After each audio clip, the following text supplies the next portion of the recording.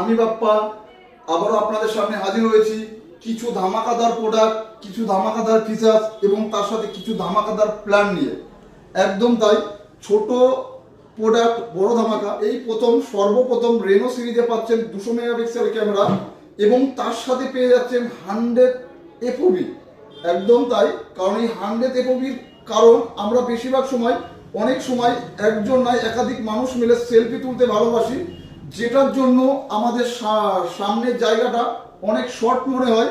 এর জন্য আপনার প্রয়োজন 100% এফওবি বা 100 এফওবির এমন একটা ফোন যেটাতে আপনি শর্ট জায়গাতে অনেকগুলো মানুষের ছবি একসাথে ক্যাপচার করতে পারবেন।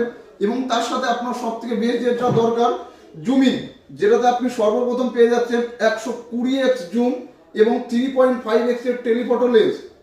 এই 120x জুমের কারণে আপনি 200 মেগাপিক্সেল ক্যামেরা দিয়ে কোনো ছবি জুম করলে সেই ছবিটা ক্লিয়ারলি দেখতে পারবেন। ভিডিও করতে করতে আপনি ফ্রন্ট ক্যামেরা থেকে ব্যাক ক্যামেরা থেকে ফ্রন্ট ক্যামেরা করতে পারবেন এবং সেখানে 4K 60 থাকবে।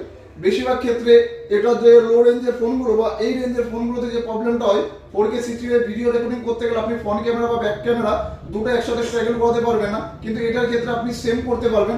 এটা শুধুমাত্র রেনো সিরিজের জন্যই সম্ভব। একদম তাই, এটা শুধুমাত্র রেনো সিরিজে আছে, যেটাতে 4K 60 ফ্রন্ট এবং ব্যাক দুটো একসাথে ভিডিও চলাকালীন আপনি ক্যামেরাকে মুভ করাতে পারবেন।